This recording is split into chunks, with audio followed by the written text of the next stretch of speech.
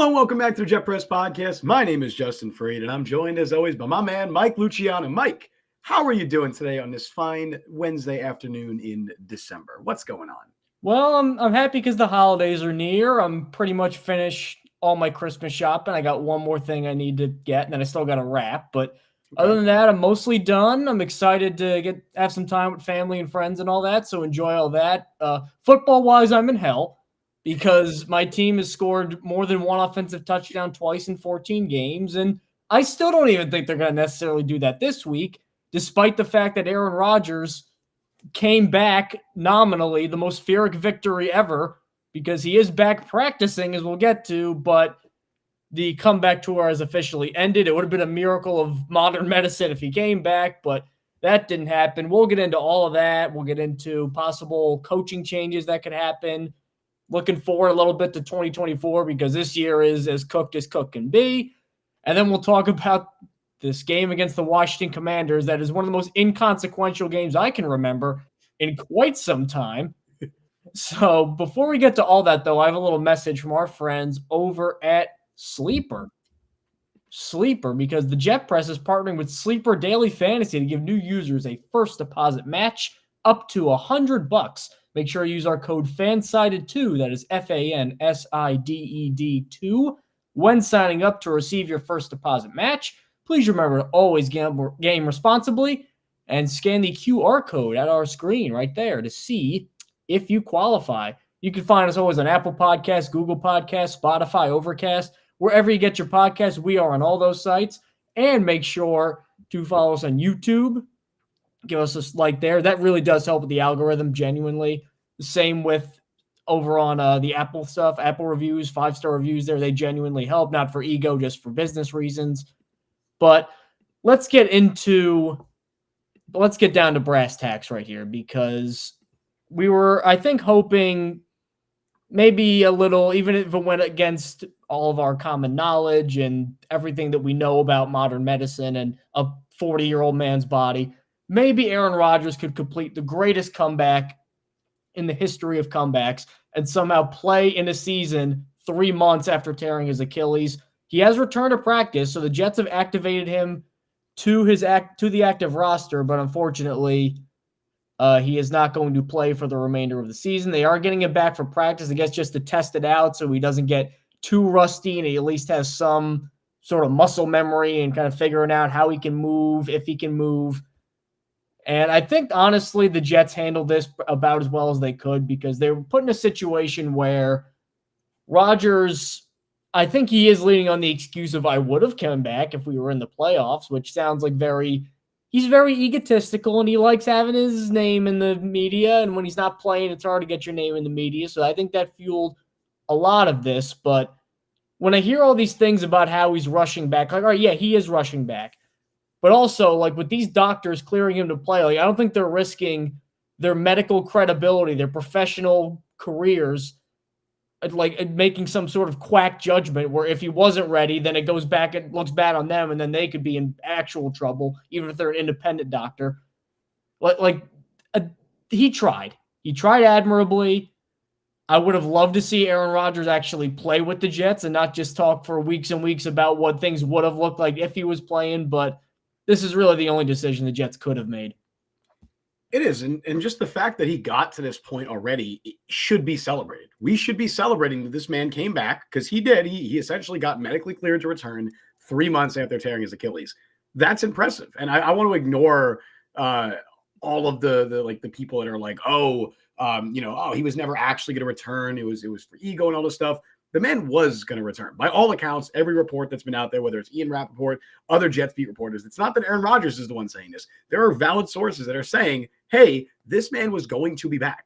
This guy was going to play this year if the Jets were still in contention. And he basically made that clear on the Pat McAfee show as well, that while he's not 100%, he still planned to be out there if the Jets still had a shot. And I fully believe that if they beat the Dolphins this past Sunday, he would have pushed really, really hard to play.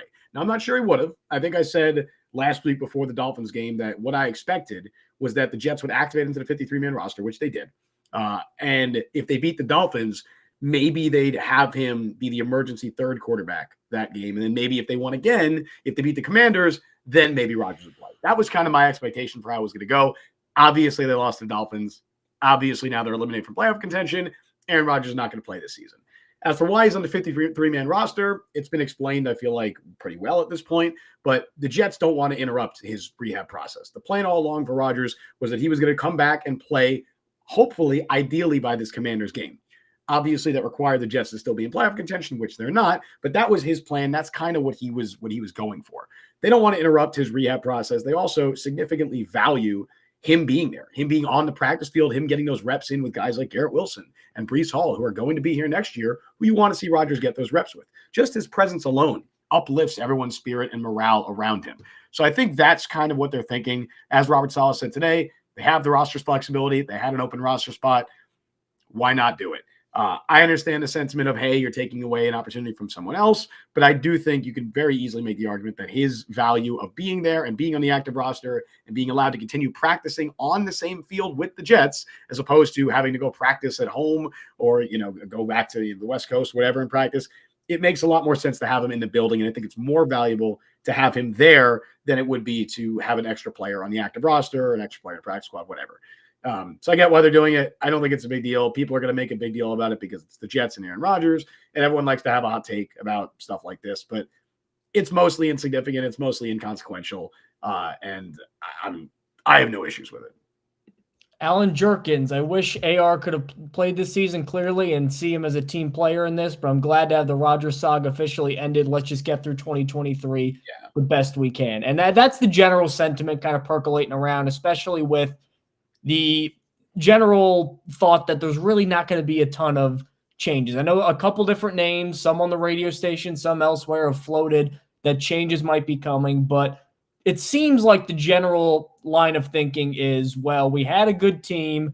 Aaron Rodgers was the missing piece. We never got the missing piece because immediately his leg blew up. Everybody gets a mulligan. We tried the best we can. Everybody else got hurt outside of Aaron Rodgers too. I mean, they have 5 wins this year, and in 3 of them, a player has torn their Achilles with Rodgers, Vera Tucker, and Al Woods. So, and then we don't even need to get into how bad the offensive line injuries have been this year. That's pretty well known. And I don't think it's important to know. I don't think we're saying that that's the right mindset to have.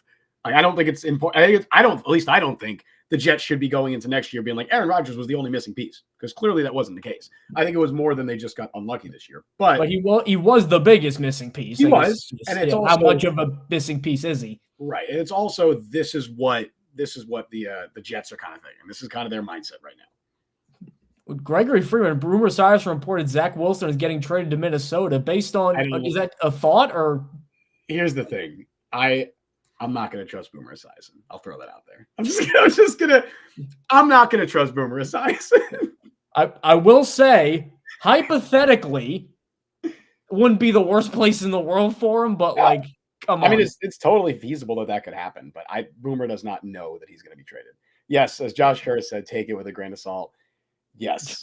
100%. Get into some rough water over at WFAN. So. I don't care, man. Take anything Boomer Esiason's reporting with this is also, Gregory, we don't know how true this is, but if Boomer's saying that, sure, man, it could be true. It might not be true. Boomer Esiason was also saying Mekhi Becton was going to get cut 2 years ago, and that didn't happen. So I'm sure he knows a couple of people, but I don't know. Oh yeah, sure. But he also reported that the then Washington football team was going to be named the Washington Admirals, I think. The Admirable sounds Admirable. Like a kid's show name. Like it was an admirable report, but it wasn't inaccurate. It was not accurate. So take it with a grain of salt. Anyway, go on.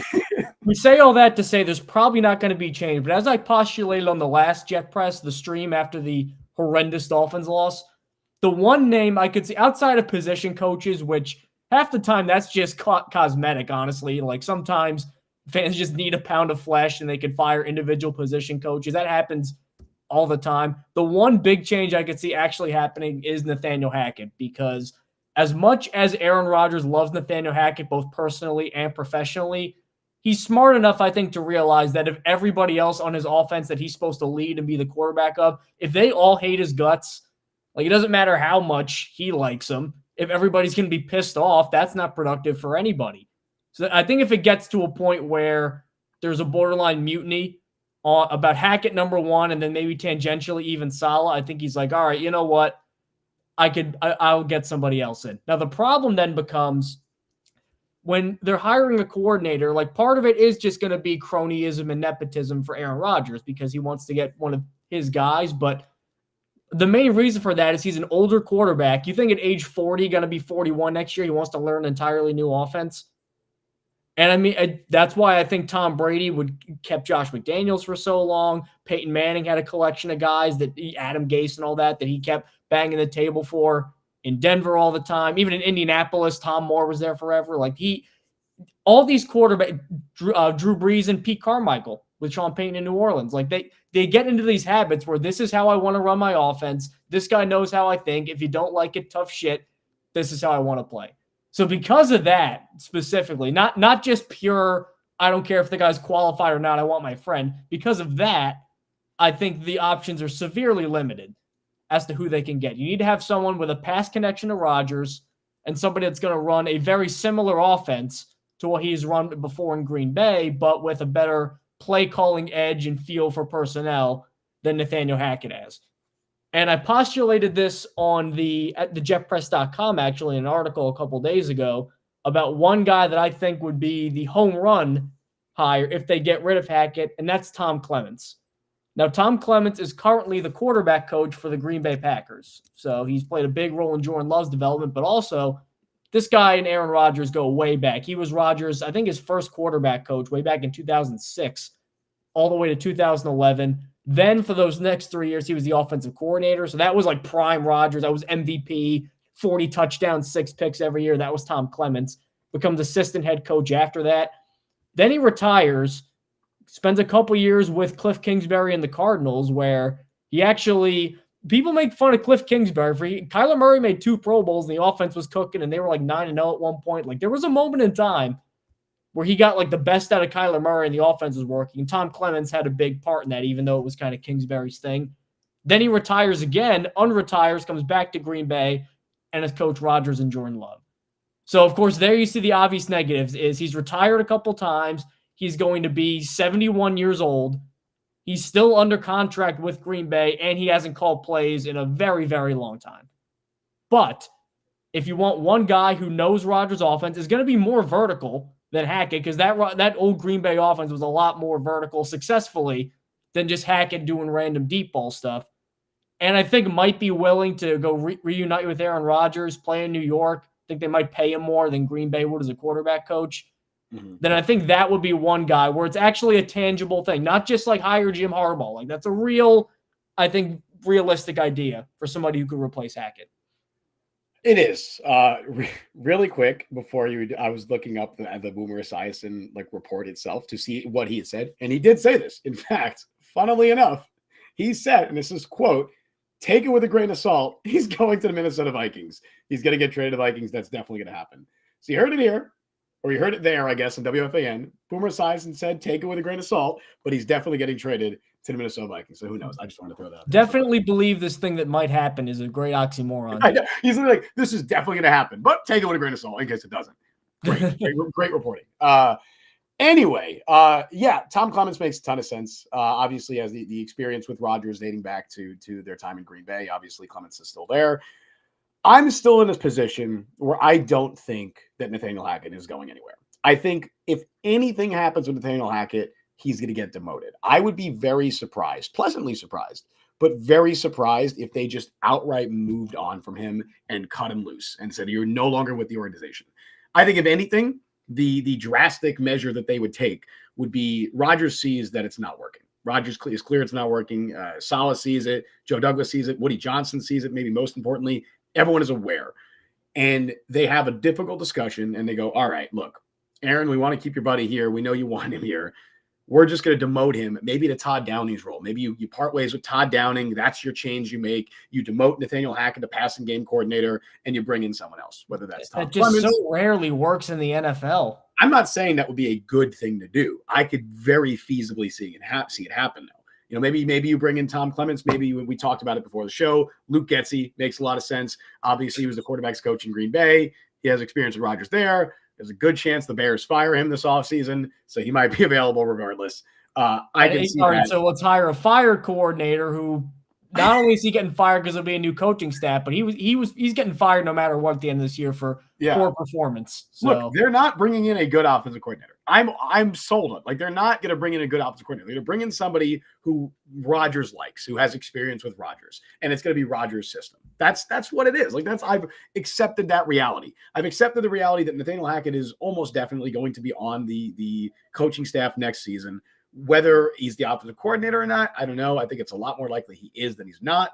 But if he's not, I can very much see them demoting him, giving him a different role, kind of just like reassigning him, essentially. That's how they would spin this. They'd be like, oh, we're just shaking things up in the offensive coaching staff room. We're getting rid of Todd Downing. We're going to move Nathaniel Hackett to this role. I would hope, in fact, I think if the Jets are going to make any move, the one that's most likely to me and one that has to happen is you fire Keith Carter. You just get that man out of there. I don't want Keith Carter anywhere near the Jets coaching staff in 2024. Not only do I think he's done a very poor job with the team, but with the offensive line, but players just don't like him. That's dating back to his time in Tennessee. It's not a well-kept secret. Guys like Taylor Lewan, Ben Jones have been very outspoken about how much they did not like playing under Keith Carter. In fact, I'm never one to snitch tag, but I put this, or I'm rarely one to snitch tag, but I put this on Twitter the other day. Former Jets offensive lineman Adam Pankey, who also played under Keith Carter in Tennessee, liked a tweet of mine that said that Keith Carter shouldn't be employed. That's obviously it's just liking a tweet, but I think it's pretty clear that players who have played under Keith Carter do not like him. Not only that, but the Jets offensive line, for as many injuries as they've had this year, should not be this bad. No offensive line should be this bad. Watching that game against Miami, it was more than just a skill issue. It wasn't just talent. There was miscommunication left and right. Every play, it seemed like there was some kind of miscommunication. And it was the starters who played the worst, Becton and Tomlinson. Right. Becton was awful. Becton's been really bad the last few weeks. Tomlinson obviously has been a major disappointment. So when you watch that game, it's like, man, like clearly there's something with the coaching here. It's not just these players. I mean, obviously they've had a ton of injuries, and obviously starting your 11th offensive line combination in 14 weeks, you're going to have some miscommunication issues. That's inevitable. But it's way too frequent. It's way too often. And you combine that with all the trash he's gotten from players, former and current. How is he still employed? How is this man the offensive line coach of the Jets? He deserves a lot of flack. I hope, and honestly, I don't want to say I expect, but I think if any coach can be fired, it makes the most sense to fire him. I think Downing might go with him. I think they might be the fall guys. And then Hackett, if they do anything with him, would just get demoted. And then maybe they bring in someone else. That's the most drastic thing I think they do.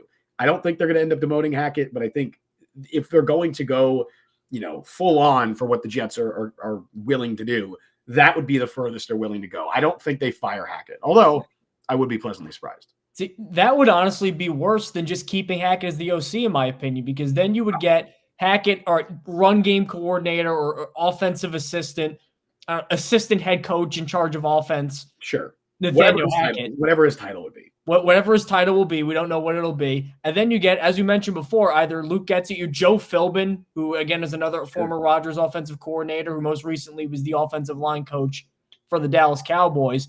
Like, if you bring one of them in, then you get, like, how often do you hear these corporate buzzwords, collaboration, vertical integration, and blah, blah, blah, and all.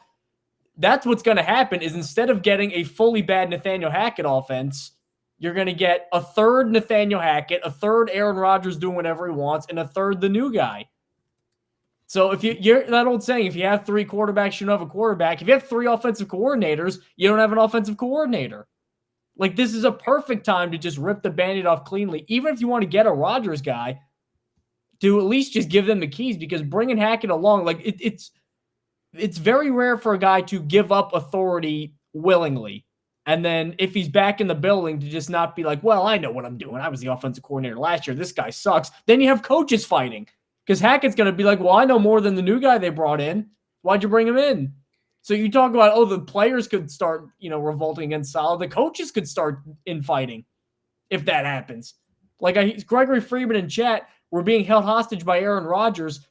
Yes, we are. But again, when Aaron Rodgers plays, if he even played this year, there's 2-3 extra wins on the table. Then they're in the playoffs. None of these discussions are happening. There is no being held hostage because he would win games. And you don't mind it at that point. Maybe at the Stockholm thing, but he makes up for a lot.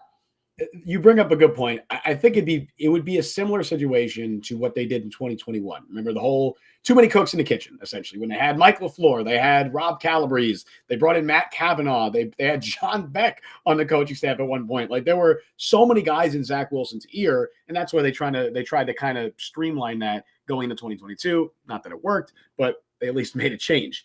I think you would fear running into the same issue in 2023. Obviously, the big difference being Aaron Rodgers is not a rookie quarterback.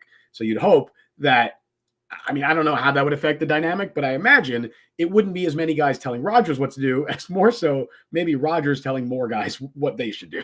Like I can imagine it being a situation like that. But then why even make the move then? Save face.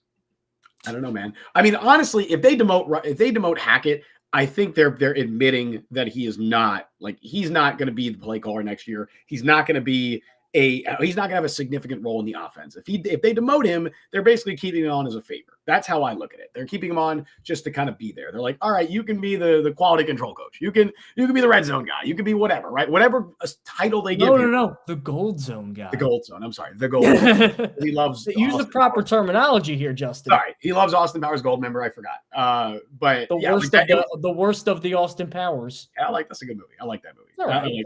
That's a good movie. And not to defend Nathaniel Hackett. But I think it'd be something like that where it would be more so just like in title alone. I think whoever they would bring in to replace him would be the guy.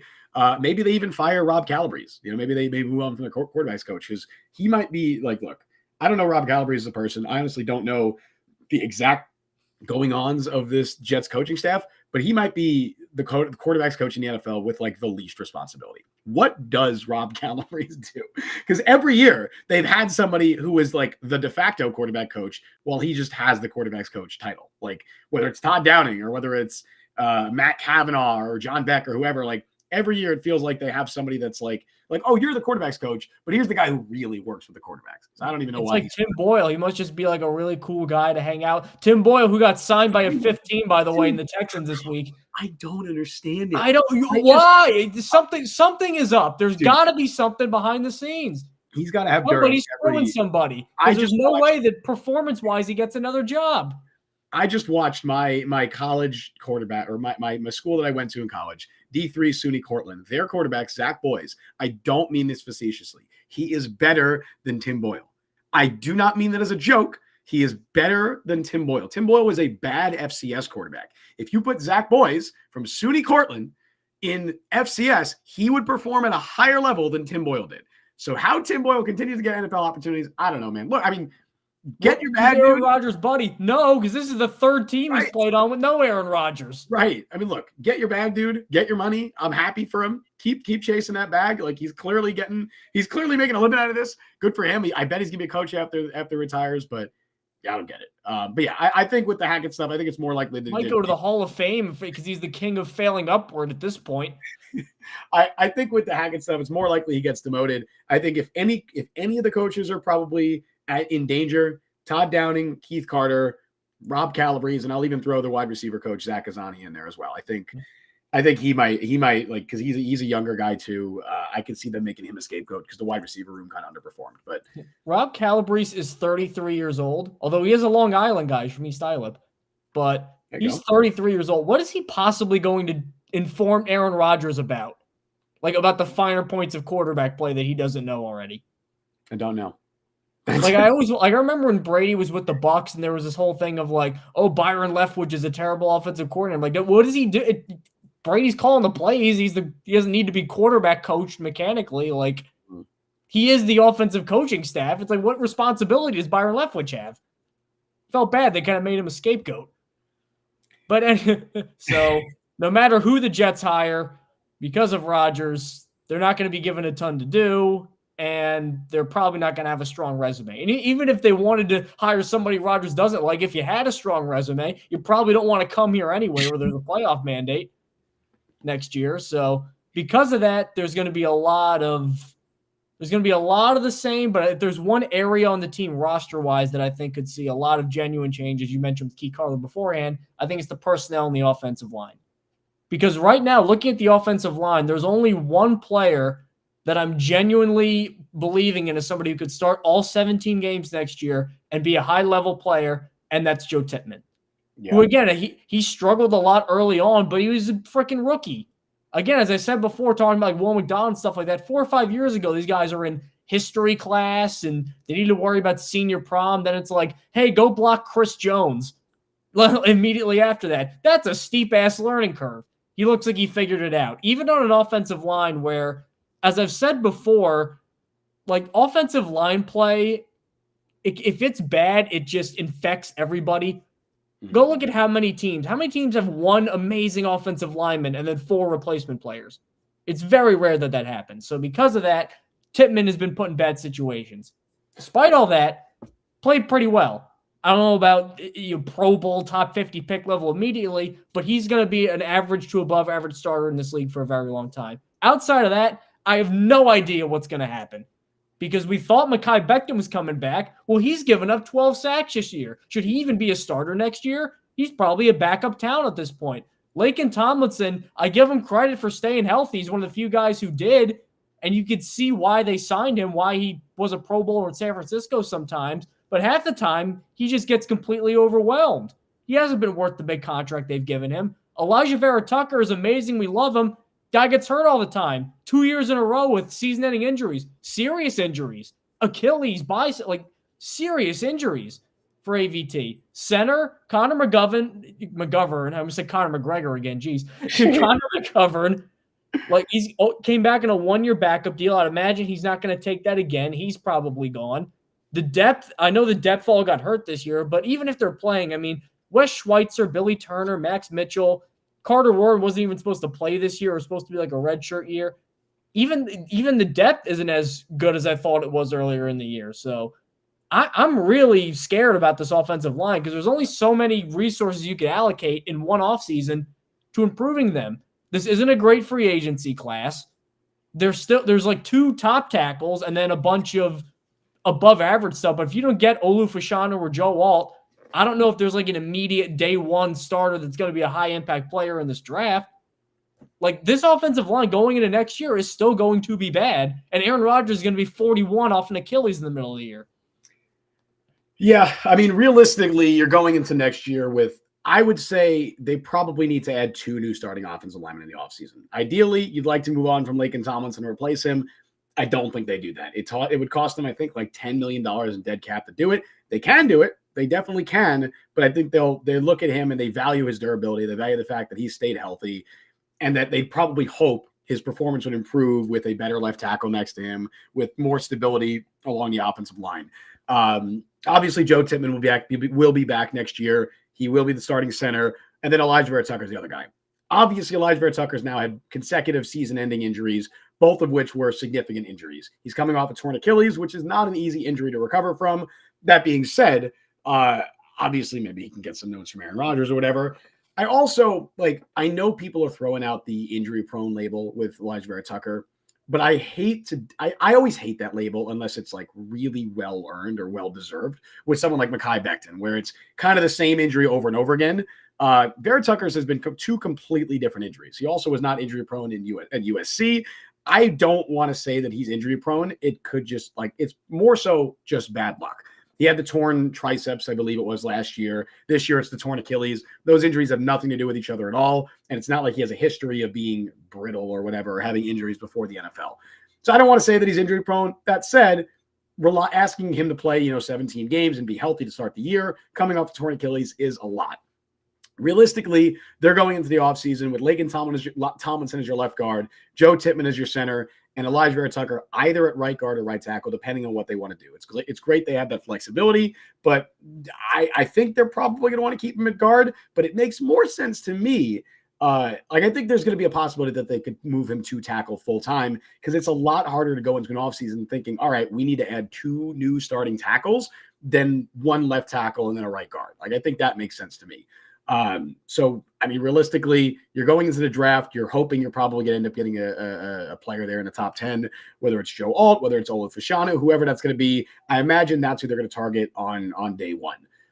Guard, if you're moving Vera-Tucker to right tackle, I think it makes sense to attack that at free agency. It's not a very good free agent tackle class, like you mentioned. So maybe, a guy I'd keep an eye on is Robert Hunt. I wanted to talk about him last week before we were, talking about the Dolphins game. He is a young starting caliber guard who is, I would say, average to above average. Obviously, you'll have to overpay for him if he hits the open market because that's how free agency works. But he is a quality starting lineman that I would keep an eye on. And I think it makes sense. You bring him in, move Vera Tucker to right tackle, draft a left tackle. And I also want to say, we were talking about this a little bit before the show. I don't think it would be wise for the Jets to go into the draft without a left tackle in place, without somebody that they are at least somewhat confident starting at left tackle going into next season, because then you really pigeonhole yourself into drafting a Joe Alt or drafting an Olu Fashanu or whoever. I will talk about it in a little bit when we talk about players that the Jets can possibly recruit, but David Bakhtiari is going to be out there. That name is going to be thrown out there a ton. The Packers are very likely going to release him. Now, obviously, David Bakhtiari has an extensive injury history. You want to talk about injury prone? We're going to talk about David Bakhtiari. He is someone who is definitely injury prone, but I wouldn't hate the possibility of bringing in David Bakhtiari and then drafting a guy, a left tackle in the first round. And now you have Bakhtiari, you have a rookie, you have Vera Tucker, and then maybe Billy Turner or something that you bring back, Max Mitchell, Carter Warren, whoever you want to try and make that fifth tackle. Maybe you carry 5. I don't know. I wouldn't hate that. You can't trust Bakhtiari to be a full-time starter. I don't think how many games he's played in the last 3 years? It was like 3. 13. 13. All right. Well, he's played what? 1 this year? Did he play 1 this year? 1 this year, 1 in 2021, and 11 last year. Right. 13. Yeah. And obviously, that's not someone you can rely on. You can't trust them to start a full season, especially at this stage of his career. But I could see him potentially wanting to take a discount, play with Aaron Rodgers. Him and Rodgers are good buddies. I think that makes sense to me because realistically, Mike, who is going to give him an opportunity to be his full-time starter? Is there any team that's going to do that? I don't know. Who else is going to give Hackett a coordinator job? Who else is going to pay Alan Lazard $44 million? But the Jets are. I don't think the Jet. I mean, I can't say I don't think. I would be upset if the Jets went out and acquired David Bakhtiari and made him, and they're like, all right, he's going to be our left tackle, and we have no our alternative behind him is Billy Turner. I'd be very upset if that was the plan. And I think the only thing that would get me more upset is if they got a guy like Aaron Rodgers and then had a guy like Zach Wilson be the backup. But, of course, they'd never do that, so. I mean, obviously difference there, Rodgers. I understand what you're saying. Rodgers, but I understand. I think that makes sense to me. But, yeah, I mean, you're going into next offseason. You need at least 2 new offensive linemen. Ideally 3, but probably going to be 2. My guess is guard in free agency, move Vera Tucker to right tackle. This is what I do at least. And then left tackle in the draft, add some insurance, either free agency, trade, whatever. That's what I would do. Yeah. And maybe try and re-sign Connor McGovern. See if he wants to come back as a backup because he signed for backup money this offseason. Why wouldn't he sign for it again? It's not like his value went up this season. So I could see him coming back. Bring Wes Schweitzer back. I know he's injury prone, but he's another guy who I think is quality depth. And just get a new offensive line coach and hopefully pray that people can stay healthy. See, I'm looking at these free agent classes like Jonah Williams, who is A, not very good, and B, also gets hurt a lot. He's going to get paid, though. He might be like the best free agent tackle. Oh, Tyron Smith. Tyron Smith gets hurt all the time. Ideally, if he didn't get hurt, Tyron Smith, the Jets should give him a blank check. And this is why he gets hurt all the time. And this is why Mekhi Becton, despite his struggles this season, despite his injury history, is going to get paid because teams are going to look at him and say, all right, it's a 24-year-old left tackle who has a sky-high ceiling, and he has the draft pedigree, he has the name value, and he stayed mostly healthy this year. There will be teams that pay him. The Jets should not be one of those teams, and it does not sound like they will be. But he's going to get paid. But if you look at the interior offensive line market, like you mentioned Hunt before, some of the other names out there, Jonah Jackson, who's very good in Detroit. He's a free agent. Ezra Cleveland, our favorite trade target, Ezra Cleveland, he's going to be a free agent. Damian Lewis in Seattle. Kevin Zeitler might be an all-pro player with Baltimore. What a deal they had with him. He's making like $7 million a year. That's a steal. So he's obviously it's going up after that, but he's produced everywhere he's gone. Cincinnati, Giants, Ravens. Seems like a pretty safe bet. Now the Jets will get him and they'll snap his leg in half 8 plays into the year, but that seems like that MetLife turf, man. Not even Chuck Clark was on the practice field. He literally never got hurt, and then he immediately got hurt. There is something to the Jets and Giants consistently being the most injured teams in the NFL. I'm just going to say that. It boggles the mind. It boggles the mind. But one universal truth that's going to happen this year, or at least in the offseason, is to improve the offensive line. Aaron Rodgers, who's basically the assistant GM, which all superstar quarterbacks are the assistant GM. It looks bad when you're losing, But when Tom Brady was telling the Bucs to get guys, when Peyton Manning was telling the Broncos to get guys, nobody was complaining. It just looks bad because they're losing, so it makes you look like you're giving into a player. But if the Jets were in the playoffs, nobody would care. There'd be memes about GM Aaron Rodgers and how great he is. There'd be no thoughts of firing people. Yo, you're right. You're so right. The Joe Douglas meme where it's like he's walking out to Stone Cold music? They'd be doing that with Aaron Rodgers, like 100%. You're totally right. If Lazard was even average, they'd be doing that. If they were 8-6, and if Rodgers, oh my God, the city would be on fire. And if Rodgers was playing, Lazard probably would be average. And yet, but because of that, I know that Aaron Rodgers recruiting is the reason we got into this mess in some part. Because you know what? I'm going to retract that statement because, yeah, he may have given suggestions on former Packers to sign. Hey, I know this guy. Hey, I know that guy. I'm sure Aaron Rodgers didn't tell Joe Douglas, give Lazard the most guaranteed money of any free agent wide receiver and make him the number 2 with no competition. He wasn't even there yet. And then don't adequately replace Corey Davis after Corey Davis suddenly retires. Boy, what a miss he's been. I don't think he told people, to just make this, to go, you know what, don't worry about depth. I got it. I don't necessarily think he did all that. But so I think you got to give him one more shot because I do think that the appeal of playing with Aaron Rodgers is still there. Because, look, Dalvin Cook was bad this year by a lot, but at the time, nobody thought he would be a 200-yard player. He was still a desirable player, had multiple teams in on him with value, and he chose to go you would think he was bad, but they had a lot of teams after him, and then he went to the Jets partially because of Aaron Rodgers. Of course, we mentioned Mecole Hardman and the ill-fated Mecole Hardman tenure. Basically, he said he wanted to play with Aaron Rodgers when he came here. So he is still a draw. And I still think he will be a draw. I just think they got to spend a little bit wiser this year. They're going to be in a Bakhtiari, despite all my objections. They're going to be in a Bakhtiari. And you know what? Even though he's a free agent again this year, I think they're going to be in an Odell Beckham again. Because Beckham loves playing in New York. They're going to pay him money. I think if he wins again with Baltimore too, he's going to have 2 rings then with the Rams and this. He's going to have his championship legacy secure. So really only paychecks are going to motivate him. And if the Jets give him the biggest paycheck, then what do you know? I think he could come in. Like GM Rodgers should get one more chance. And then you know what? If it doesn't work anyway, I think they're cleaning house after that anyway. So you might as well go down with this ship here. Yeah, I don't want them to go after Odell, man. Like there's so many other wide receivers. Better than Jason Brownlee. But he's not better than many other wide receiver moves that they can make this offseason. If the only major wide receiver addition they make this offseason is Odell Beckham, I will not be happy. Oh, yeah, they need to draft a guy too. They need to. Yeah, I will just if they go into next year and they're like, all right, Garrett Wilson, Odell Beckham, Allen Lazard, that's our trio. I'm not happy. I don't think that's a very good trio. And it's also you're asking Odell to stay healthy, and he has not been able to stay healthy. Even this year, he's been banged up. I think that would be a mistake. But yeah, I mean, there's going to be a lot of different wide receiver names that are thrown out there. Obviously, the big one is Devontae Adams. That's one that we'll continue to talk about until, as Josh Kerr said, don't forget about Adams. Yeah, we're not going to forget about Devontae Adams. That will be the name probably most often connected to the Jets this offseason, maybe outside of David Bakhtiari. I would say that things seem to be going pretty well for him in Vegas. He seems a lot happier, obviously, with Antonio Pierce running the show. But I would venture to say that Antonio Pierce is probably not going to be the head coach next year. Whether he should be or not, I don't know. But usually, that would be a shame because they've had 2 really good interim hires in Rich Bisaccia, who got them to the playoffs after Henry Ruggs killed somebody, and then Antonio Pierce.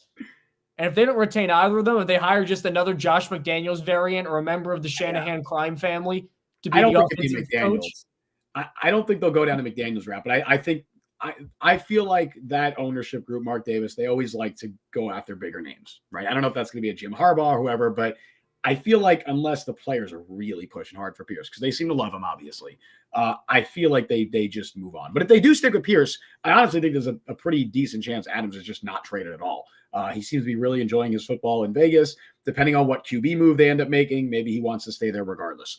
But if they do move on from him, which I expect them to because it's rare for an interim coach to stay on, I think we're going to see a lot of those rumors here. A lot of those rumors about Devontae Adams reuniting with Aaron Rodgers and the New York Jets. And I don't think people are like, oh, they already don't have a lot of draft picks. They're going to give up they're going to give up their first round pick to trade for him. No, it's not going to take a first round pick. I would be stunned if it took a first-round pick, a future, anything like that. I'm not even sure it takes a second. It might be like multiple thirds. At most, second and like a future fifth, I think is what I'm thinking for Davante Adams. Obviously, he's older. He has a big contract. You got a weird smile. I don't like the smile you got right now. You're scheming something. But Davante Adams is someone obviously that makes sense. Mike Evans is going to be a free agent. It's just the hoops that the Jets like. They're not like, as much as I would love Davante Adams and as much as it makes sense to get him back with Aaron Rodgers, like this team financially is not in as good a place as it was last year. They're not. And then you're going to add that big contract right before you got to pay people. Counterpoint, Joe Douglas knows that he's got one shot. He's got one shot. Next year, they have to make the playoffs. They have to be competitive. I don't think he's going to be too focused on 2025 cap, on 2026 cap. They are going to be willing. We already saw it this offseason. Joe Douglas, for the longest time, was not restructuring contracts. He was not pushing dead money into the future. He started doing that this offseason. He said, all right, we are going to be competitive. We are going to be a contending team. We're now pushing dead money into the future. We're getting, we're doing the same thing that all the other contending teams are doing. I do not think he will hesitate to do that again. They can very easily get their cap figure up to around like $50 million this offseason with some restructures. Now, it'll hurt them in the future, but hey, they could just do the Saints and keep restructuring. Eventually, people always say that, oh, the cap's alive with the Saints. Like, it's not. Look at the cap. This is the year, like, actually things are going to come home to roost and they got to tear it all down. And it's so funny because the Saints are like a weird team where they've had the same regime for a long time. Like, at least the GM, Mickey Loomis, has been there forever. And so he's going to, like, Mickey Loomis is the one who's made his own bed, and he's going to have to make himself out of it. Like, he's going to have to dig the Saints out of this because, like, I've seen, I'm not a cap expert, but I've seen the cap experts try and figure it out and be like, restructure all these deals. And they're like, if we do everything we think we can with this team, they're still over the cap. We don't know what they're going to do. So I'm really interested to see what happens there. But it's going to trade everybody for picks pretty much. No idea what's going to happen with New Orleans. But I think the Jets, they will not hesitate to push dead money into the future. They will not hesitate to restructure Davante Adams' contract and somehow get him at $3 million in the cap this year. Like, on 100%, they will do stuff like that. So I'm not as worried about the cap space. They'll make it work just because they have to make it work because their jobs are on the line. But Adams makes sense. Mike Evans is another guy that's going to be thrown out there. I don't know if Mike Evans wants to leave Tampa. He seems to love it there. He's been a Buck his entire career. He's already and they're playing well. If they were 2-11, you're like, okay, I can see him getting out of there. Now they got something cooking with Baker Mayfield. They are playing well. He's already won a ring there. I don't. He loves him, by the way. So I don't know. That doesn't seem like a situation he wants to leave. He likes. I agree. Baker, That's all the reports that have come out from Mike Evans has been that he loves Tampa Bay and that the Bucks love him there too. So I don't know if that ends up happening. Plus, he's got a ring. It's like, you want to move your whole family for a year and a half of playing in stinky MetLife? Like, no. Yeah, honestly, that's something like Boomer Esiason said this a few weeks ago or a month ago, whatever. And this is fair. I believe this, that there are players that are hesitant to sign with the Jets and Giants because they don't want to play at MetLife. That's probably true. Like, I guys did that with the Eagles back then because they didn't want to play a veteran stadium, which was essentially like a Persian rug thrown over like a blast zone of concrete. Yeah, guys got hurt all the time, so I mean, it's possible. I believe it.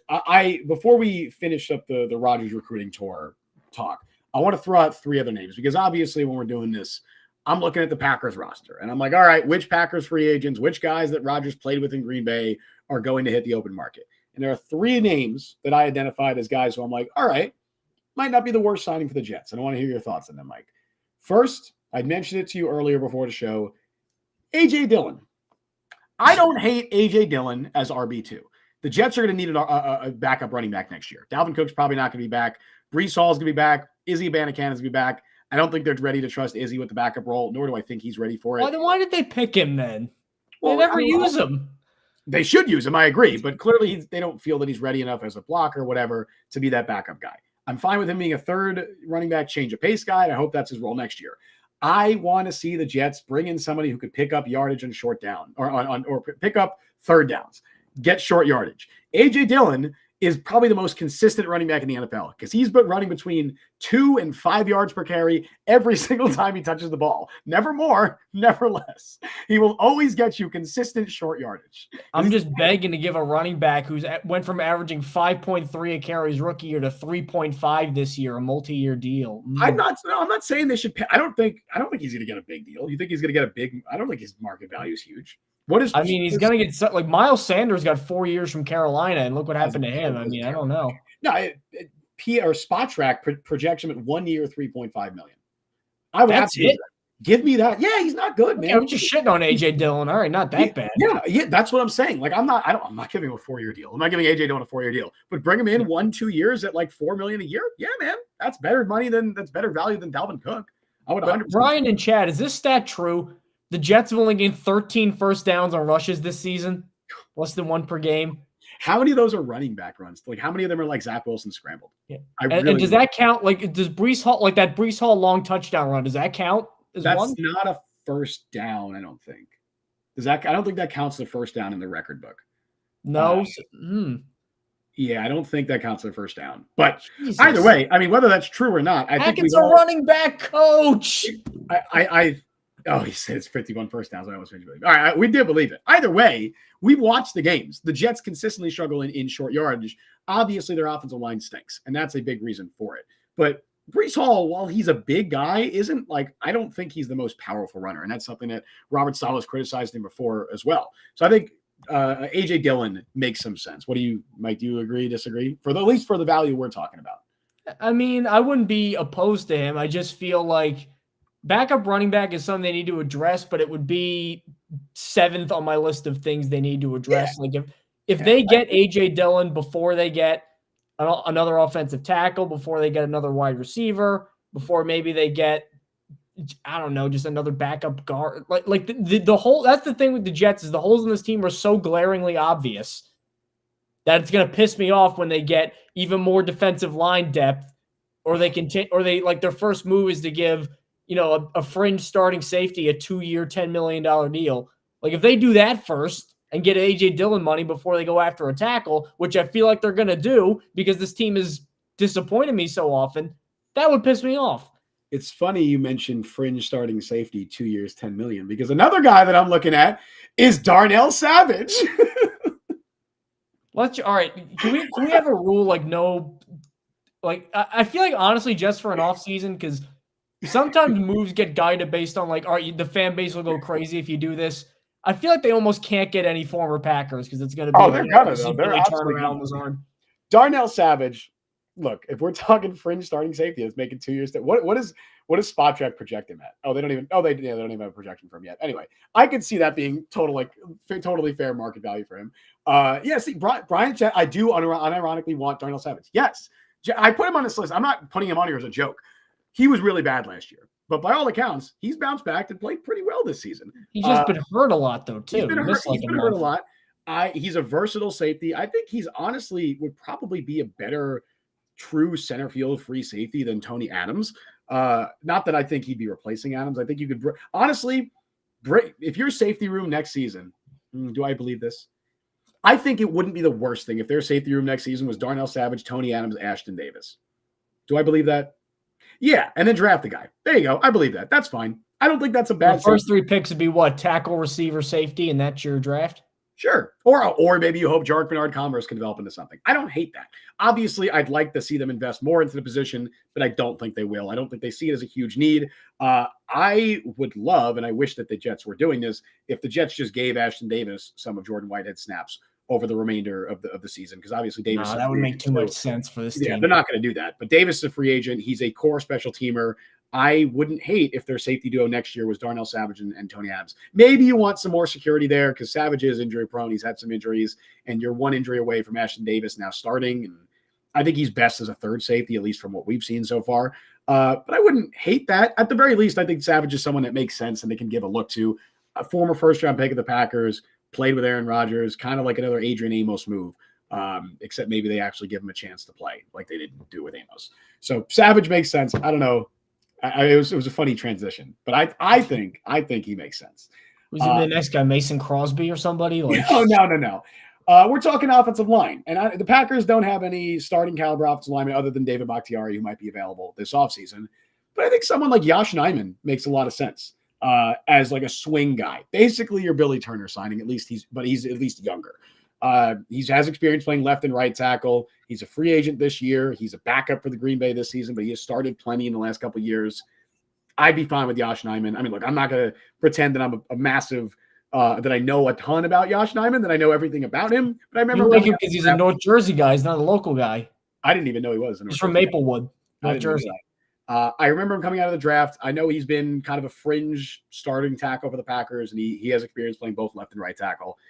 I could see that making some sense if they want. This fan base with fringe tackles, though, they're going to eat Josh Nijman. The first time Rodgers gets said, "This is the worst player ever." Douglas can't get an offensive line. That's every fan base, though. Okay, I want to point this one in particular, though. I want to get into. I know we're already 51 minutes in, but I want to talk about. We didn't get to talk about this with the offensive line. It says a lot that almost every single offensive lineman that has left the Jets over the last few years has seemingly been better after they've left the Jets. And that falls directly into coaching staff. And I wish I mentioned Morgan Moses is playing well. Freaking Connor McDermott and Chuma Edoga are viable fringe starting options. They were not that with the Jets. Greg Van Roten, is it Van Roten? I always say he's still bad. Whatever. No, he's like, I mean, take PFF for what it's worth. He's one of the highest rated pass blockers at guard this year. And if you ask, he's with the Raiders, right? He's with the Raiders this year. If you ask Raiders fans, he's been pretty damn good. Like he's been pretty good this year.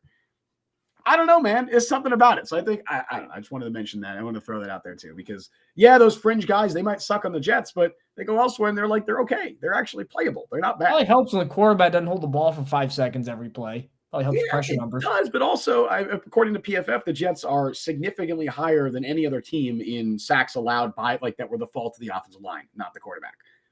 So it's beyond that. Like, obviously, that's part of it. I want to check how many of them were later in the year, though, because I feel like everybody's kind of given up at this point now. And like Miami was a give up game. Like, you could have had Joe Thomas and Randall McDaniel there, and with the way Becton and Tomlinson were playing, there was no way.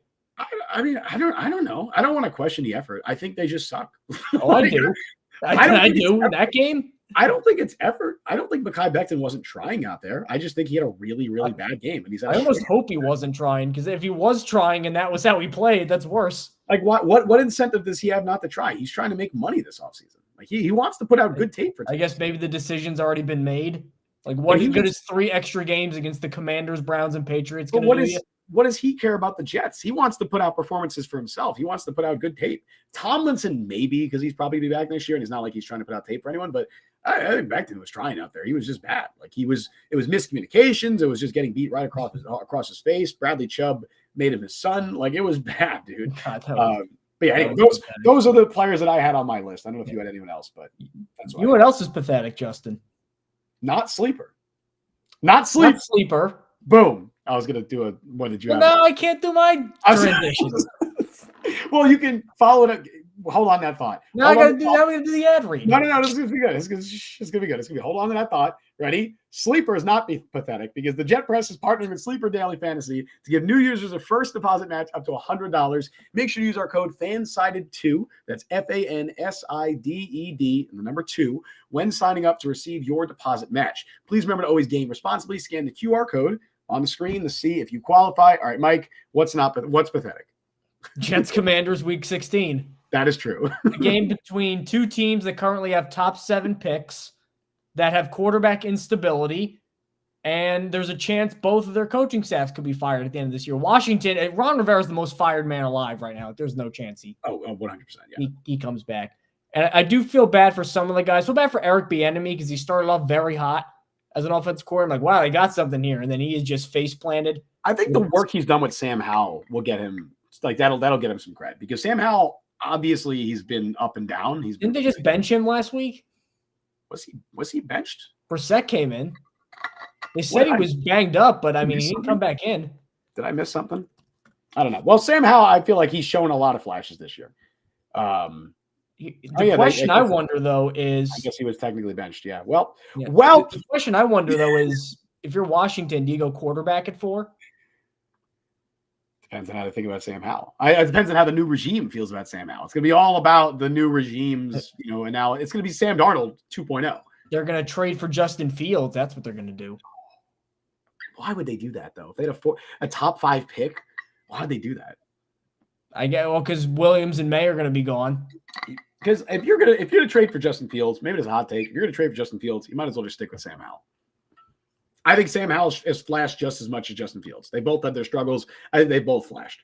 I'm not saying either is going to be a long-term starter, but at that point, like, why not just stick with Sam Howell? Also, to answer your question, Brian, has Brissett been named the starter? Howell is the starter this week. That's right. Yeah, it will be Sam Howell. Okay, I would have been surprised. I didn't even realize he got benched. I was so annoyed not even annoyed. I was so apathetic about the Jets that I was just lost in that. I missed it. When you got 15 interceptions, that'll do that. He's like he is. I've never seen a quarterback this wild or inconsistent. Like, it's crazy. He's Jameis Winston. No, more than that. Jameis was more like the highs were higher. Number one, he was just better. Like, forget like, oh, you don't know what you're getting game to game. You play to play.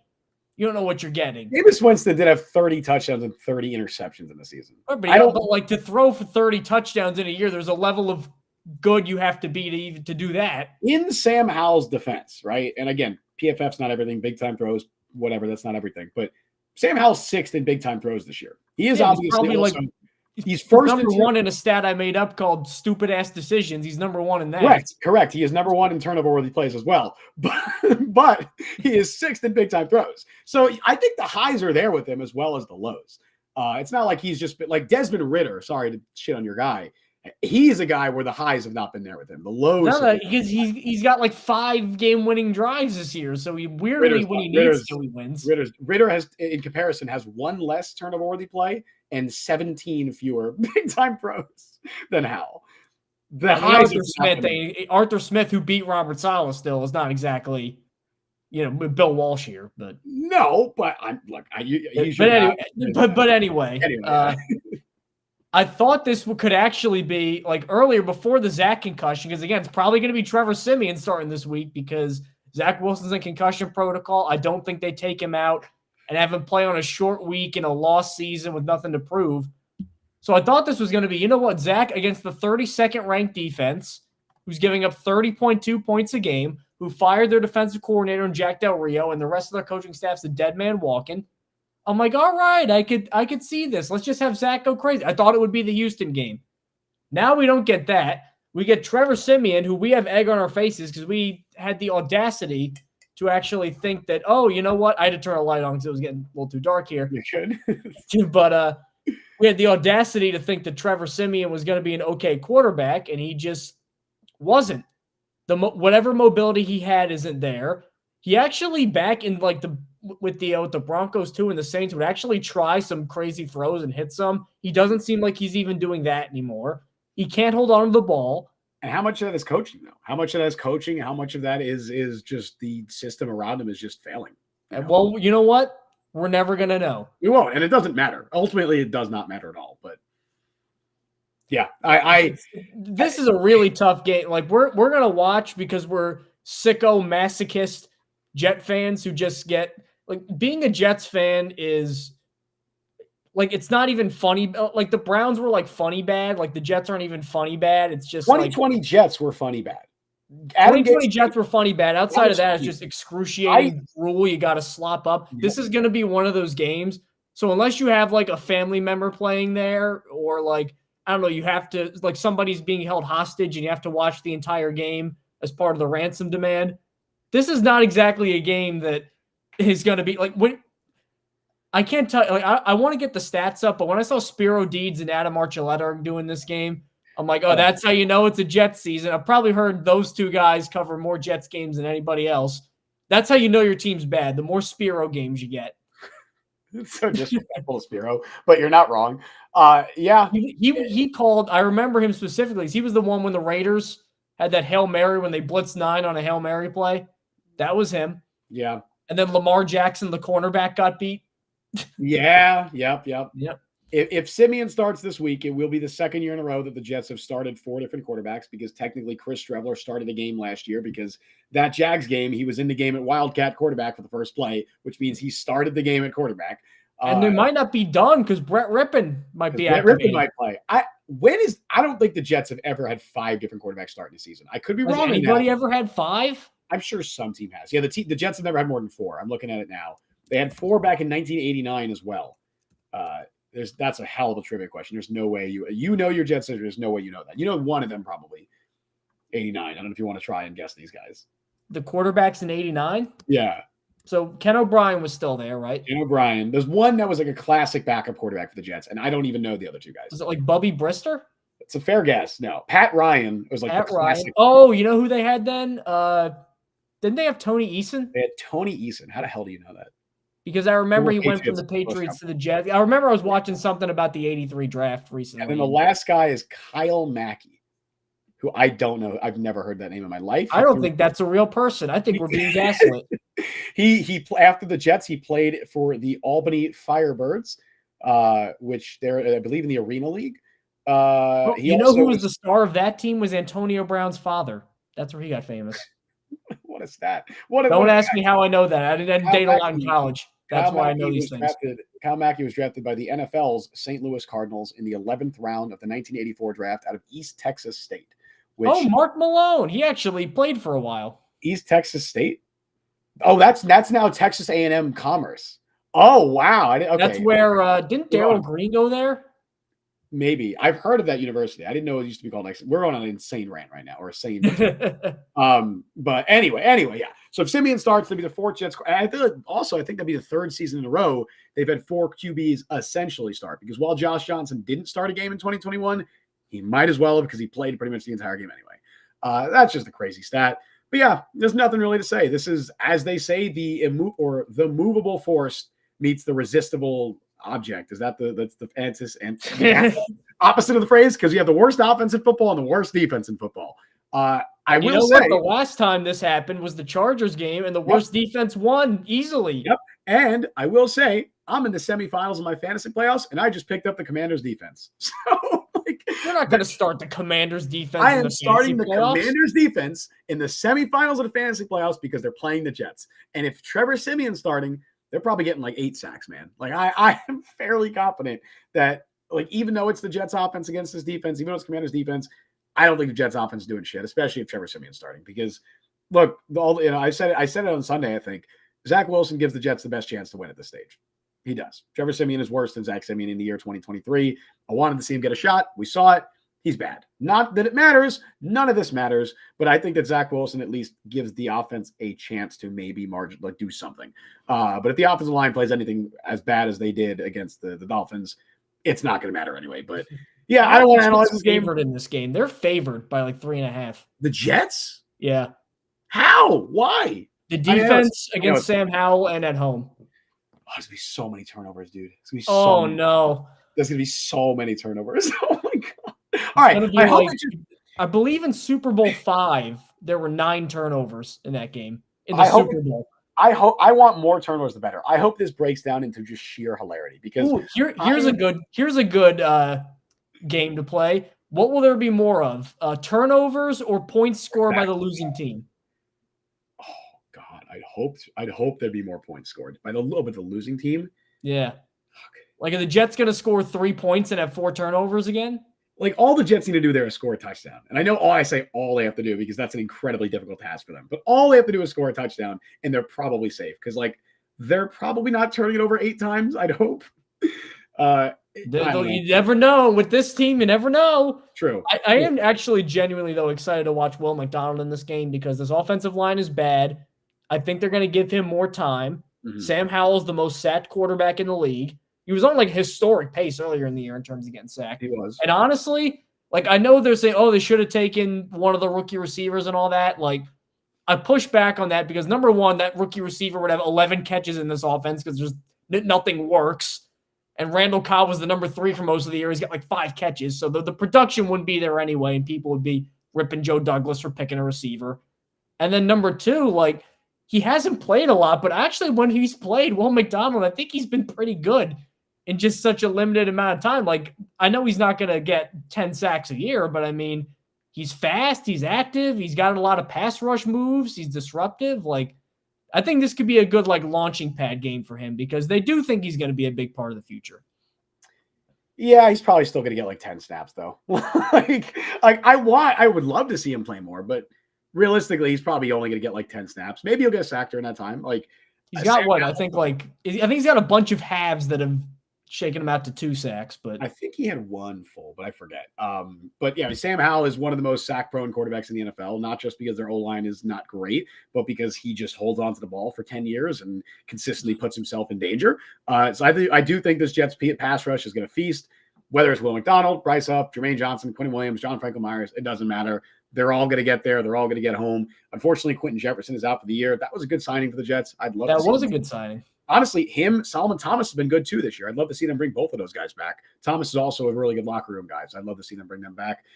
But yeah, there's gonna be a lot of sacks, probably a lot of turnovers. It's gonna be I want it to be the ugliest, most hilarious football game possible. I don't want to see bad offense. I want to see a hilarious offense. That will get me through this. I don't want to just see 3-and-out punt. I want to see Sam Hunt scrambling towards Sam Hunt. Sam, that's a singer. I want to see Sam Howell scrambling. How did that come out? I want to see. You know what? In this game, who cares? Put him on the field. I think I said punt in my mind. Confused that. I want to see Sam Howell scrambling 20 yards back and then chucking it into double coverage. I want to see Trevor Siemian not seeing like the blindside rush and just getting sacked. Like I want to see hilarious offense. That's what I want to see because Mike, my family gathers for Christmas Eve. You know what the funniest part though of this game is? This isn't even going to be the most comedic game on the schedule because there's Cardinals Bears.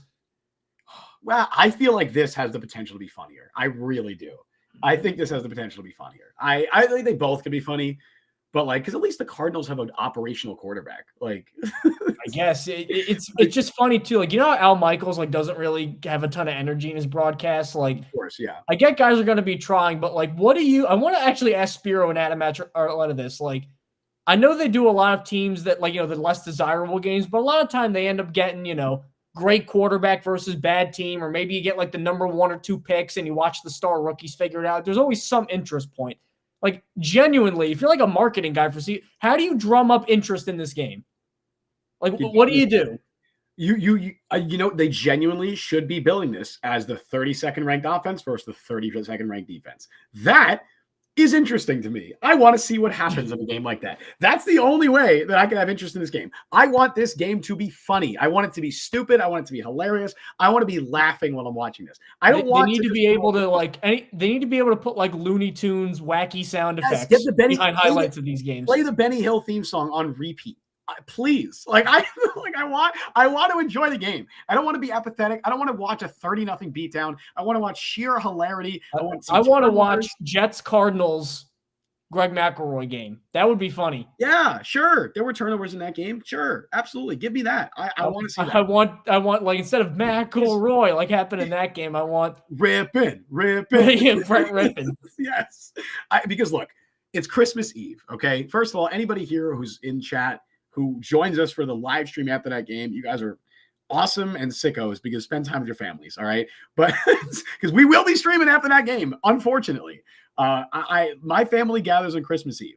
I'm going to be taking time away from my goddamn family to watch Jets Commanders. So this better be worth it. Responsibilities for like we do the whole Italian fried fish, shrimp, all that. Yeah. Like I gotta take a rain check on that till next year. Right. And we're doing that. We're taking time away from our families to watch the fucking Jets and Commanders. This better be worth it. Make it worth my time. Make it funny. Make it hilarious. I want to come on the stream after the game and just be like, guys, that was so much fun.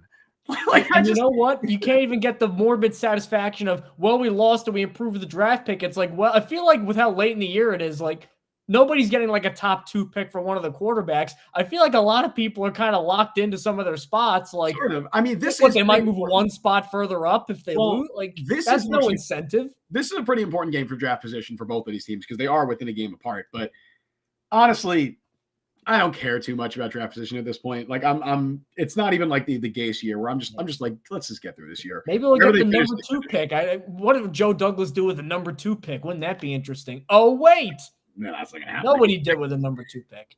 Oh, that was the joke. Okay, yeah, that was. Could have had Trevor Lawrence, and then here we are. I see. Really quick, I saw people on Twitter today because And I think it was NFL Memes or Barstool or some one of those accounts posted like, oh, well, I'm gonna have two comments about this. They posted like, oh, remember the Jets beat the Rams, and that's the only reason they didn't get Trevor Lawrence. No, it's not. They beat the Browns too. They would have had to go 0-16 to get Trevor Lawrence. But then two, I saw Jets fans being like, oh, well, we wouldn't be in any better position if we had Trevor Lawrence. Oh, yeah, you would. Come again?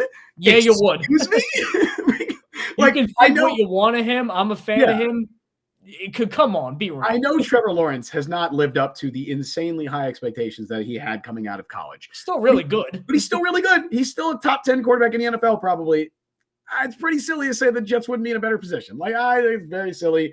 I would take Trevor Lawrence on the Jets in a heartbeat, especially considering the alternative was Zach Wilson. The fact people are calling this situation not as bad, I'm like, dude, like they still excuse it. Like, how is it not tiring? We make fun of Zach Wilson truthers.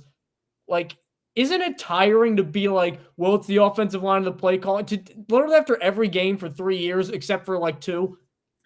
Dude, how does that just emotionally? How do you not get tired of that? I'm tired of it. This past Sunday, remember the first Zach Wilson, like when Zach Wilson fumbled, and I said, I put out a tweet. I said, can't do that, Zach, because you shouldn't fumble the ball. Hot take. You shouldn't fumble the ball. Even if you're sacked, even if there's not much you could have done to avoid the sack, you still shouldn't fumble it. And I just got people being like, oh, you're a moron. Kill yourself, idiot. And I'm just like, all right, guys, I'm done with this. He doesn't know you exist. Like, there's no benefit you get from defending him. Yeah. Nothing will improve your life. I honestly hope Trevor Siemian plays on Sunday because we're all going to be able to watch him and be like, I got to get to a comment from Al. Why wouldn't Jets fans want Trevor Lawrence? Have you met some Jets fans? Dude, it's crazy. It's wild. Jets fans still believe Zach Wilson can be good. I don't know if it's just Jets fans, but there's a lot of fan bases do this, but it's like they heavily underrate players on other teams, specifically players that are either on rival teams or are guys like Trevor Lawrence, where it's like, oh, the Jets could have had this player and they didn't end up with him. Like, if you ask Jets fans, Josh Allen stinks, Tua stinks, Trevor Lawrence stinks, and it's like, all right, no, none of those are true. Mahomes stinks. I haven't seen that's from Bills fans. Bills fans will say that about Mahomes because they hate the Chiefs, and Patriots fans because Brady. So true, yeah, and then the Patriots fans just don't like any quarterbacks.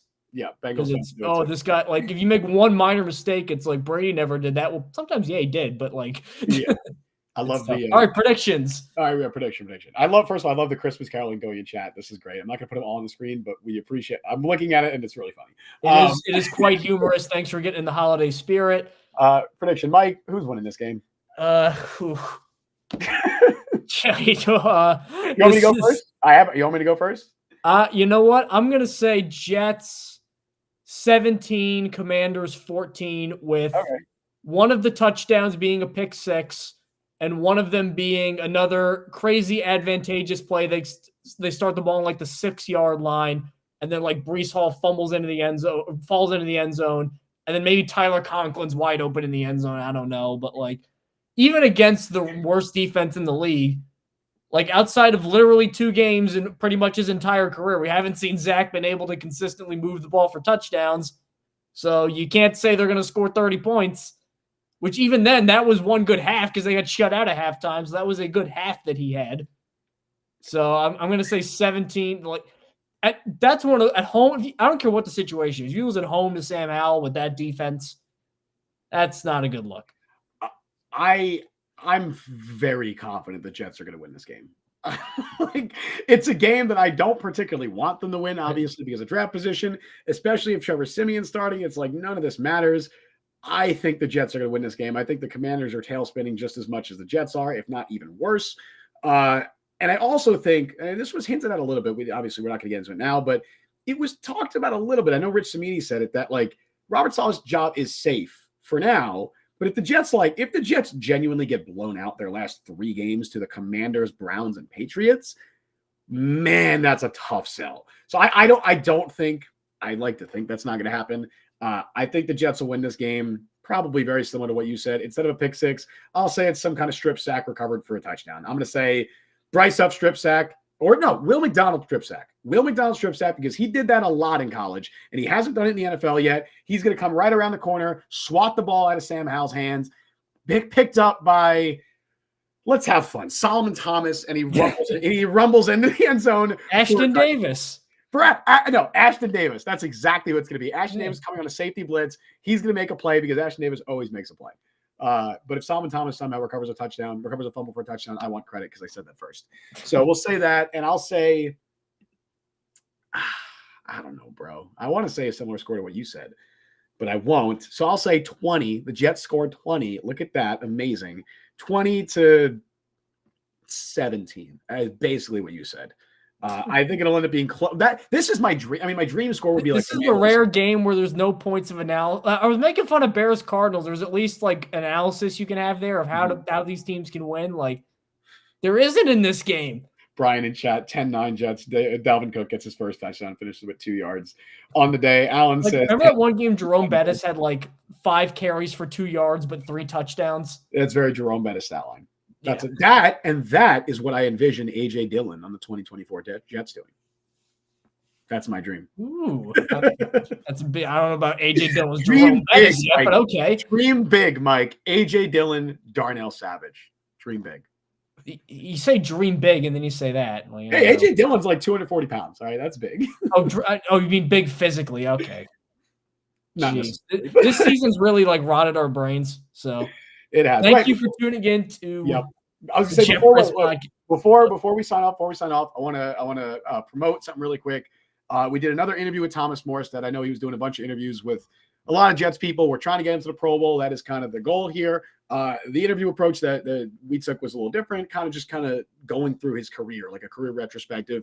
Thomas is awesome. The interview is live on the Jet Press YouTube channel now. And I wrote a feature story about it because instead of doing just like a transcription of the interview, I wanted to do something different. So wrote a feature story. I think it came out pretty well. That's up on the jetpress.com right now. I would appreciate it if you guys gave that a look, read it, whatever. It's pretty good. So check that out. I'm really bad at self-promotion. I tweeted out about it like at 8:30 on a Tuesday night last night, but check that out. I think it's pretty good stuff. Anyway, sorry, Mike, go on.